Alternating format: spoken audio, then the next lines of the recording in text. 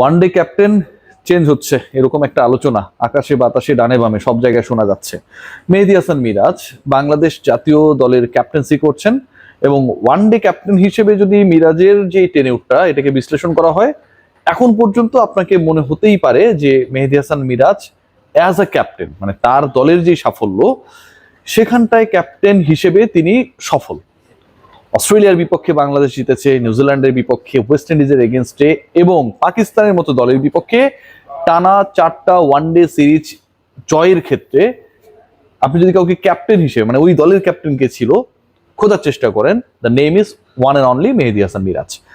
But Mehedi Hasan মিরাজের captaincy নিয়ে অনেক ধরনের রিজার্ভেশনস রয়েছে, সেটা দর্শকদের মধ্যে রয়েছে, সাংবাদিকদের মধ্যে রয়েছে, এবং সেই রিজার্ভেশনসটা মানে বাইরে যারা যারা আউটসাইডে থাকে, those are not the decision maker of the national team, তাদের মধ্যে থেকে যদি এই একই ধরনের ভাবনা চিন্তা পরিবর্তনের যে ব্যাপারটা এটা ক্রিকেট বোর্ডের ইনসাইডে কাজ করে, তাহলে সেই পরিবর্তনটা কিন্তু অবশ্যম্ভাবী। আর মেহেদী হাসান মিরাজ এখন পর্যন্ত বাংলাদেশ ক্রিকেট বোর্ডের কান পাতলেই যে আওয়াজটা শোনা যায়, that he is going to lose his captaincy from the one day side.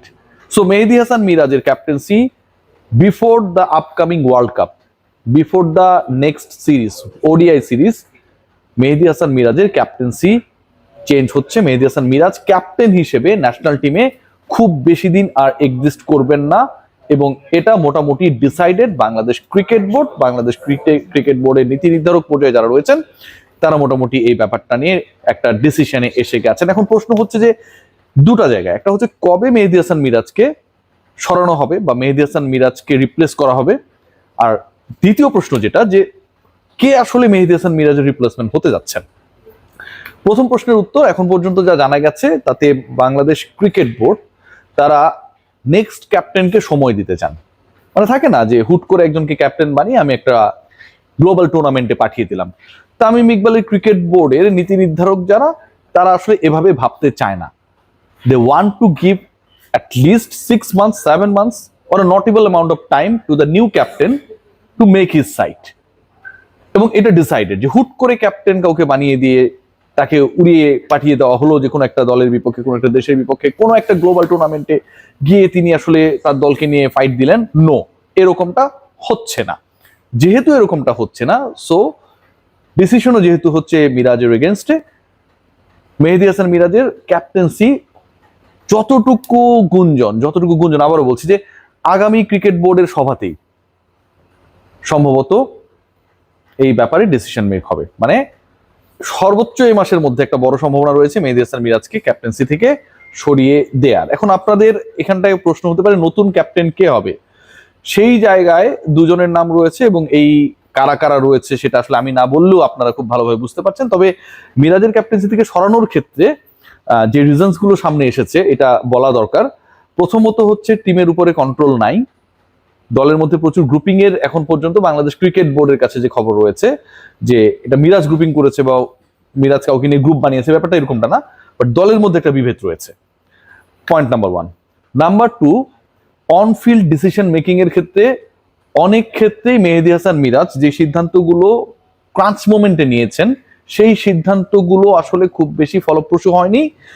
দলের পরাজয়ের ক্ষেত্রে সেগুলো সিগনিফিকেন্ট রোল প্লে করেছে। মেহেদী হাসান মিরাজের অনেক বিতর্কিত সিদ্ধান্ত, অনেক অনফিল্ড সিদ্ধান্ত নিয়ে ডিবেট যেটা সোশ্যাল মিডিয়ায় ক্রিয়েট হয়েছে, মেইন স্ট্রিমে আলোচনা হয়েছে, বাংলাদেশ ক্রিকেট বোর্ডের নীতি নির্ধারকরা সেই ডিবেটগুলোর সাথে একমত। পয়েন্ট নাম্বার 3 যেটা মেহেদী হাসান মিরাজের পারফরম্যান্স, ডেফিনেটলি আপনি ওয়ার্ল্ড কাপকে যদি প্ল্যান করেন, ইউ নিড সামওয়ান পারফর্মিং। মেহেদী হাসান মিরাজের পারফরমেন্সকে আপনি খুব খারাপ বলতে পারবেন না যে খুব খারাপ মেহেদী হাসান মিরাজ খেলছে, নো। আবার মেহেদী হাসান মিরাজের পারফরমেন্সকে আপনি খুব ভালো বলতে পারবেন না যে মেহেদী হাসান সুপার পারফর্ম করছে। থাকে না যে মিরপুরে হোম অফ ক্রিকেটে 2018 সালে মিরাজ জিতবে একলা অনেকটা ভারতের এগেনস্টে সিরিজ জিতালেন, ওই মেহেদী হাসান মিরাজ আর রাইট নাও আমরা যে মেহেদী হাসান মিরাজকে পারফর্ম করতে দেখি, একটা বিগ ডিফারেন্স। সো মেহেদী হাসান মিরাজের পারফরমেন্স, তার নেতৃত্বের যে জায়গা সেই জায়গায় প্রশ্নবিদ্ধ সিদ্ধান্ত নেওয়া এবং দলে গ্রহণযোগ্যতা, এই 3টা ফ্যাক্টর আলটিমেটলি তার ক্যাপ্টেন্সি হারানোর ক্ষেত্রে একটা বড় সিদ্ধান্ত নেয়ার ক্ষেত্রে ভূমিকা পালন করছে। নাজমুল হোসেন শান্ত এবং লিটন কুমার দাসের মধ্যে কে হবেন ওয়ানডে ক্যাপ্টেন, এই পয়েন্টটা নিয়ে আলোচনা করাটা খুব জরুরি। এবং এখানটায় এখন পর্যন্ত কে এগিয়ে এটা খুবই কনফিউশনের মধ্যে রয়েছে। আপনারা সবাই জানেন যে নাজমুল শান্ত তিনি ওয়ানডে ক্যাপ্টেন্সি করেছিলেন, মিরাজের আগ পর্যন্ত তিনিই ক্যাপ্টেন ছিলেন। হুট করে একটা ডিসিশন মেক করা হয়, যেই সিদ্ধান্তটা বিতর্কিত ছিল, হুট করেই মেহেদী হাসান মিরাজকে ক্যাপ্টেন্সি দেওয়া হলো। হুট করেই একটা সিরিজের মানে just before 2 or 3 days Najmul Hossain শান্তকে সরিয়ে দেওয়া হলো। That process was not accurate, ওটাকেও আসলে সাপোর্ট করার কোনো সুযোগ নেই। বাট এটার সাথে আসলে ক্রিকেটারদের কোনো দোষ নেই, এটা মিরাজেরও সমস্যা না, এটা শান্তরও সমস্যা না। ওই সময় ক্রিকেট বোর্ড এভাবে সিদ্ধান্ত নিয়েছে। সো প্রশ্ন হতে পারে, প্রশ্ন তোলা যেতে পারে, বিতর্ক হতে পারে ক্রিকেট বোর্ডের সেই সময় সিদ্ধান্ত নিয়ে। নাজমুল হোসেন শান্ত আলোচনায় রয়েছেন যেহেতু তিনি দায়িত্বে ছিলেন। আবার নাজমুল শান্তের একটা প্রবলেমের জায়গা রয়েছে, আন্ডার হিজ ক্যাপ্টেন্সি বাংলাদেশ দল মেহেদী হাসান মিরাজের ক্যাপ্টেন্সিতে যতটা সফল, মেহেদী হাসান মিরাজের ক্যাপ্টেন্সিতে টানা 4টা সিরিজ জিতেছে। বাংলাদেশ একটা ভয়ঙ্কর প্রবলেমেটিক সিচুয়েশনের মধ্যে ছিল, আপনারা সবাই জানেন। কারণ হচ্ছে আপনাকে টপ র্যাঙ্ক টিমগুলোর মধ্যে একটা জায়গা থাকতে হবে, টপ 10 এর মধ্যে থাকতে হবে যদি আপনারা সরাসরি বিশ্বকাপ খেলতে পারেন। সো ওই জায়গা থেকে উত্তরণের ক্ষেত্রে কিন্তু মেহেদী হাসান মিরাজ একটা বড় রোল প্লে করেছিল ওই সময়টায়। এবং নাজমুল হোসেন শান্তর সময়ের যে ক্যাপ্টেন্সি, ওই ক্যাপ্টেন্সির সময় আবার বাংলাদেশ তাদের র্যাঙ্কিংটা হারিয়েছিল, বাংলাদেশের অবনমন হয়েছিল। সো নাজমুল শান্ত ক্যাপ্টেন্সির আলোচনায় ভালোভাবে রয়েছে, but as the captain, as a captain of the side, তার পারফরমেন্স, ক্যাপ্টেন হিসেবে performance, not as a batter, সেটা কিন্তু মাইক্রোস্কোপিক লেন্সে দেখা হচ্ছে।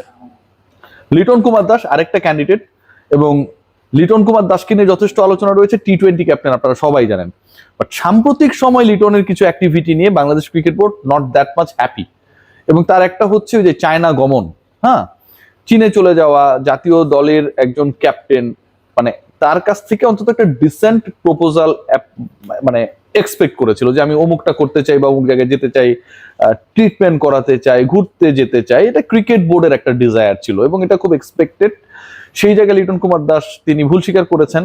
বাট যে ঘটনাটা ঘটেছে, যে থাকে না যে যদি কিন্তু মানে অনেক ভালো ভালো আপ্যায়ন করা হয়েছে, আপনি প্ল্যানও করছেন যে আজকে পেট ভরে খাবেন, কিন্তু ওই মা চাচিরা করে কি যে একদম প্লেটের মধ্যে না চাওয়ার পরেও হচ্ছে অনেকগুলো খাবার দিয়ে দেয়, তখন হয় কি পুরো মিক্সচারটা নষ্ট হয়ে যায়। লিটন কুমার দাসের এই অ্যাক্টিভিটিটা অনেকটা এরকম ভাবে ক্রিকেট বোর্ডকে মানে তাদের যে প্ল্যান ছিল সেই প্ল্যানটা ক্ষেত্রে একটা বাধা তৈরি করেছে বলে মনে হচ্ছে।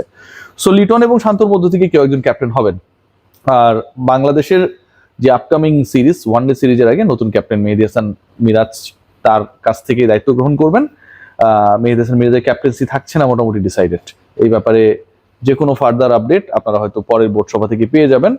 বাংলাদেশ ক্রিকেট বোর্ড মুখে তালা রেখেছে, বাট ক্রিকেট বোর্ডের ভেতর থেকে এই খবরগুলো, অথবা ক্রিকেটারদের ভেতর থেকে, ক্রিকেটারদের মধ্যে এই গুঞ্জন এবং আলোচনাটা খুব জোরালো হয়েছে যে কে তাদের নতুন ওয়ানডে অধিনায়ক হতে যাচ্ছেন। এই ব্যাপারটা আমার কাছে মনে হয় যে জাস্ট ফর্মাল হবার অপেক্ষা। Within this month we can expect যে Bangladesh is going to get a new captain in the ODI side.